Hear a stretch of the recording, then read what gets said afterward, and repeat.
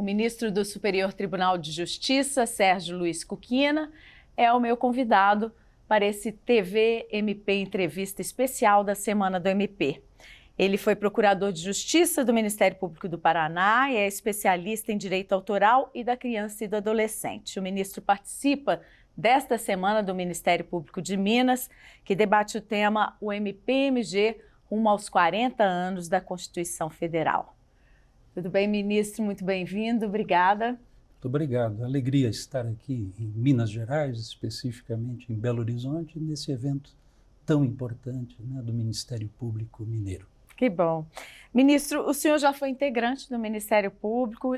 Eu queria saber como é que o senhor avalia a trajetória da instituição desde a instituição da Constituição de 88. Pois não. Eu ingressei no Ministério Público ainda em momento anterior à Constituição de 88. Né? Na época, nossa lei de regência era a Lei Complementar número 40, de 1981. Era uma lei que já trazia um desenho bastante contemporâneo, moderno, sobre a estrutura, as funções do Ministério Público, seu papel no contexto social, no contexto da realidade brasileira. Né? No entanto, sem dúvida, né, o advento da Constituição Federal em 1988 elevou de patamar a importância da atuação do Ministério Público. É importante termos leis que nos orientem, né? Como temos até hoje a Lei Orgânica Nacional dos Ministérios Públicos Estaduais, a Lei 8.625 de 1993. Entretanto, quando temos a instituição presente no corpo da Constituição, como ocorreu a partir de 88, o desenho presente nos artigos 127 e seguintes, essa circunstância nos garante um selo de qualidade, né? Um selo de legitimação.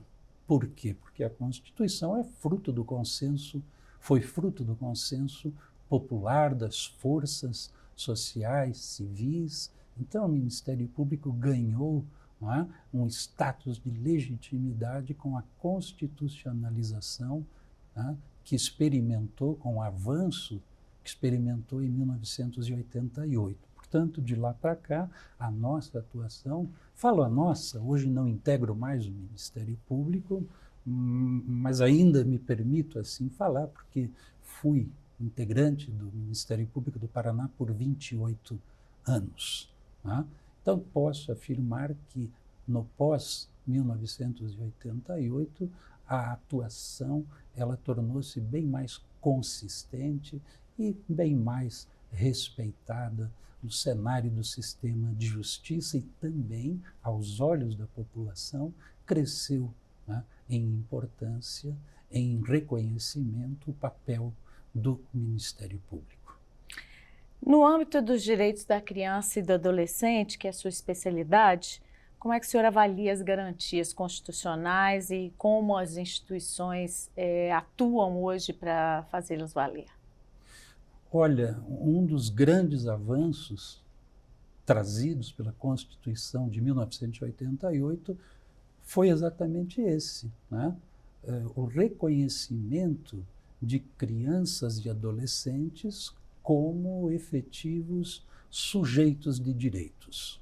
Sujeitos desses direitos todos prometidos pelo texto constitucional.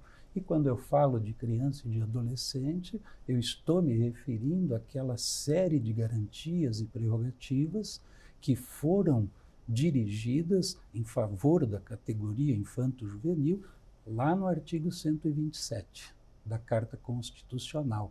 Direitos elementares, indispensáveis, imprescindíveis, direitos que vão desde a vida até a própria inserção desse adolescente no mundo adulto. Então, várias categorias de interesses protegidas pelo texto constitucional. Portanto, como disse, direito à vida, direito à saúde, não é? Direito à convivência familiar e comunitária, direito à educação, direito à instrução, para que essa criança, esse jovem, possa ser entregue, repito, ao mundo adulto em condições de exercer com dignidade, né, a todos os direitos ligados à cidadania. E o que é o paradigma da proteção integral? Proteção integral, né? Talvez aí o pilar central de toda essa teoria que assegura direitos, né? Em prol das crianças, entenda-se criança, pessoa entre 0 e 11 anos, e o adolescente, a pessoa entre 12 e 17 anos. Porque a partir dos 18 já somos plenamente capazes no âmbito civil, também no âmbito penal, não é verdade? Então, quando se promete esse rol de direitos, né, é preciso que haja uma resposta. Se eu prometo direitos, eu preciso ter um arcabouço tal que faça frente ao cumprimento dessas promessas todas, né? Isso tudo, portanto, em função dessa teoria central, a teoria da doutrina, a doutrina da proteção integral. O que significa falar em proteção integral? Claro que, num primeiro momento, qualquer pessoa há de compreender, de intuir, né? Proteção integral é uma proteção completa. Não poderá faltar à criança ou adolescente nenhum dos direitos catalogados na Constituição, né? Mas eu parto de algumas premissas para que se chegue a bom termo, né, quanto a essa proteção integral. Então, qual é um primeiro suposto?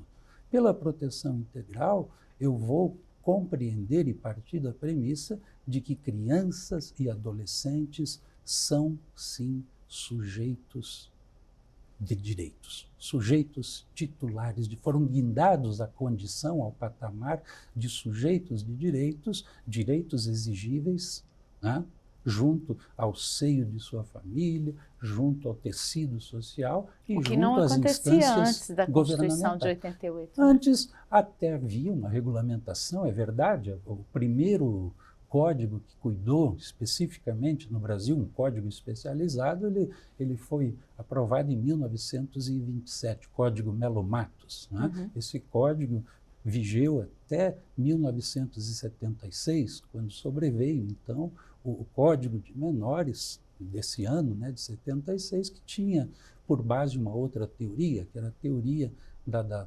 situação irregular. Né? Então, partindo-se do olhar de que a criança e o adolescente em conflito com a lei. Isso, geralmente o que estivesse em conflito com a lei, havia uma resposta, é verdade, de algum modo, mas não esse olhar abrangente proposto por essa ideia da proteção integral. E que foi trazido pelo ECA, né, o Estatuto da Criança e do Adolescente. Isso, porque o ECA, qual foi o papel do ECA? O papel do ECA, 2 anos depois, então, foi o de regulamentar de maneira mais extensa, mais analítica, cada um daqueles direitos sinteticamente desenhados no artigo 127 da Constituição. Então, o ECA regulamentou no plano infraconstitucional. Então, é no ECA que nós vamos verificar de como é que há de se realizar o direito à vida, o direito à saúde, o direito à convivência familiar, ao lazer, etc. E que muitas vezes, muitas pessoas até hoje ainda acham que é uma proteção indevida, é uma proteção para o futuro da sociedade, claro, né? É a primeira geração, se ela não for bem cuidada, nós teremos, né, lá na frente, um resultado não muito bom. Né? E, de fato, desde a época, né, da aprovação do ECA, o ECA que é de 13 de julho de 1990, sempre houve, de alguns setores da sociedade, uma certa má vontade em relação ao Estatuto, numa perspectiva absolutamente equivocada de que o Estatuto foi aprovado só para proteger delinquente menor de idade. E não é isso. Aliás, e ao contrário, o ECA traz um capítulo, uma disciplina muito severa para reprimir e responder às infrações praticadas por menores abaixo dos 18 anos. Né? Então, todo adolescente que já tendo 12 anos e ainda não tendo atingido os 18, portanto, aquele que pratica infração prevista como crime ou contravenção penal, tendo praticado essa infração após ter completado 12 anos até os 17 anos, né, em relação a ele, é instaurado um procedimento policial, depois um procedimento judicial, sempre com a presença indispensável, portanto, do Ministério Público nesse procedimento judicial, e lá na frente, se concluir que há provas suficientes, né, a esse adolescente infrator se imporá, se aplicará uma chamada medida socioeducativa. E como é que o senhor avalia a atuação do Ministério Público nesse aspecto e também na proteção integral, né, à criança e ao adolescente? O Ministério Público, como disse, né, é um sujeito, talvez depois da própria criança e do adolescente, que são os alvos da proteção, o Ministério Público talvez seja o sujeito mais importante nessa teia, que se quer que seja uma teia de proteção, uma rede de proteção. Tá?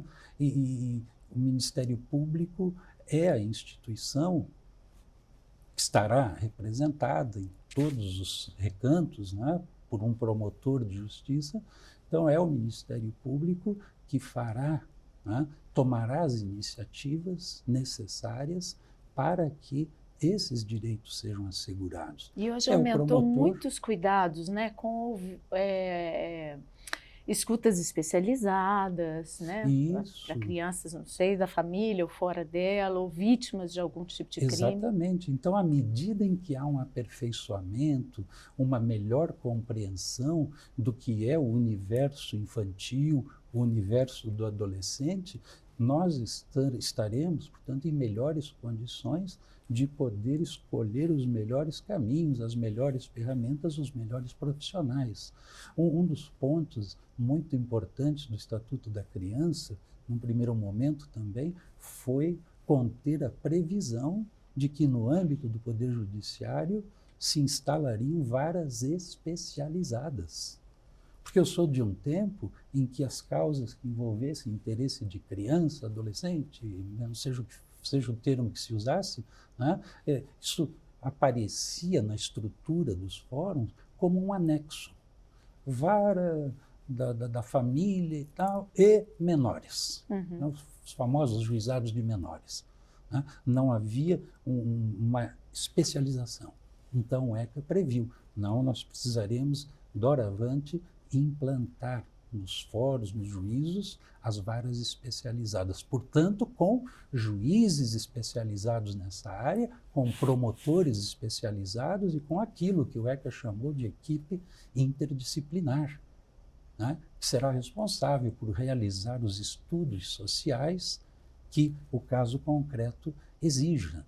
Né? Então, isso tudo vai gerando um acúmulo de saberes, de conhecimento, que permitirá, né, uma melhor resposta. Né? Porque precisamos saber realmente qual é a demanda, a visível e a invisível. A demanda oculta, né, de uma criança, de um adolescente, para que saibamos onde é que radica o problema. O problema está no núcleo familiar. Não, o problema está na escola, ele sofre bullying, etc.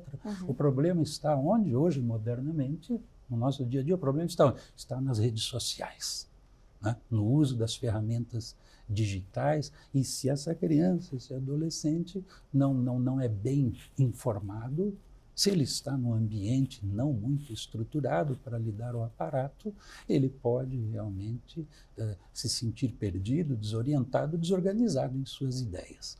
Por isso que carecemos, portanto, de profissionais que estejam em dia com o seu tempo.